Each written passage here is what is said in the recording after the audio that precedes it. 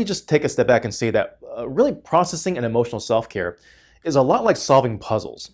And I'll just use this puzzle, this Rubik's Cube here as an example.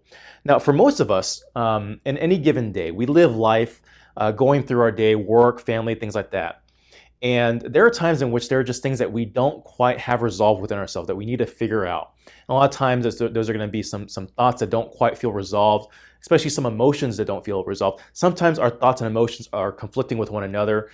Sometimes we don't understand why we feel what we feel. That's the whole point behind processing. So if I can put it this way, a lot of times our internal life, our thought life and our emotional life looks like a oftentimes unsolved Rubik's Cube. And so really the point of processing and spending time to really dig into the emotional processing work like I'm going through in some of these DIY tools here is to be able to give you a structure for figuring out how to take unsolved and unresolved issues, emotions, thoughts in life and figure out a way to go about resolving them. So if you take this, for example, this is a fairly almost solved puzzle. And so all it takes is a couple moves here to be able to figure out how to get it to resolution. And so once we have the puzzles within ourselves solved, life doesn't look necessarily any different. There's still a cube here, but our understanding of life, our understanding of self, why we think what we think and why we feel what we feel, it is much clearer and resolved for us. And so really for a lot of what we do in therapy is we invite people to come in and we say, okay, well, tell us what's going on in life. And so a lot of times people will come in with I just don't quite see it.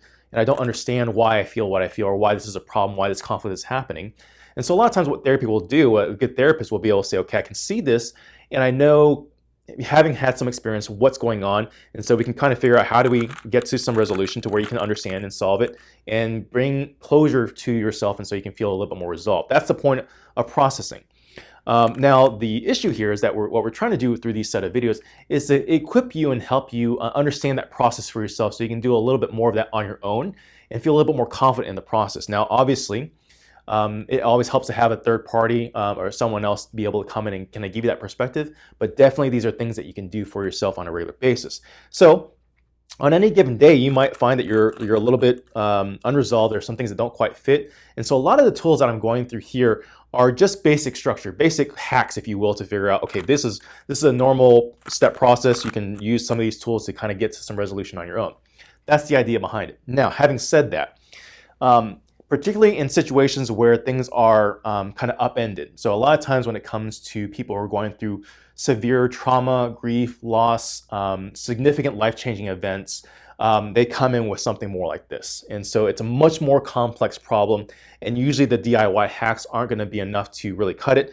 But the idea, like with solving any problem, is the more you use it, the more you use these tools, the more comfortable you feel with them and using them in your hands, the better you get at it. And so, like for example, with this Rubik's Cube, it probably would take someone who's never really solved this cube days, weeks, months even to figure out how to solve this problem. But once you have a rhythm, once you have a method, an algorithm, if you will, even for this puzzle, it becomes a lot easier to solve and it gets faster and faster over time. That's the idea behind some of these tools. I want to give you a basic methodology for knowing how to hack some of these own problems yourself. But again, just in certain situations where things are really chaotic and hectic, kind of like right now during COVID-19 and things like that, where a lot of things, where life might have felt like, not so unmanageable, but maybe just a little bit like upended enough to where we could kind of work it out on our own. Life now looks a lot more like this, where things are just really coming to collapsing on itself, and there's a lot of confusion going on. That might be what you're feeling right now. And even if it wasn't for COVID-19, if it was for other reasons like loss or something along those lines, this is what life can feel like for a lot of people. And so the idea behind these processing tools is to give you a structure, a set kind of guide of a method to figure out how do I work this problem so that I could get to a little bit better resolution. And the reality is going to be that you might not be able to solve the entire puzzle, but at least if you can begin to organize it a little bit better and put things in a little bit better buckets so you can identify it.